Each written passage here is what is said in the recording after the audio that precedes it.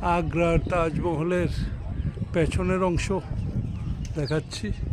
দেখুন পেছনের অংশ, আগ্রার চূড়া এখানে দেখা যাচ্ছে পেছনের অংশ। আর দেখুন কি মোজাইক পাহাড়ের মধ্যে কাজ করা, দুই দিকে হচ্ছে ওয়াশ টাওয়ার বানানো হয়েছে।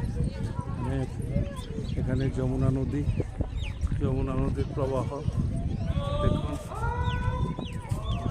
আগ্রার তাজমহল কৌতূহলীবশত মানুষ এখানে দেখছে ভেতরে কি আসে। এটা হলো আগ্রার তাজমহলের শ্বেত পাথর। আর এই যমুনা নদী বয়ে যাচ্ছে এই দিক দিয়ে।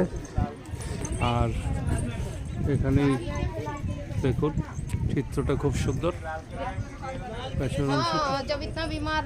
পেছনের অংশটা আগ্রার তাজমহলের দেখিয়ে আমি এখানে শেষ করছি। সবাইকে নমস্কার।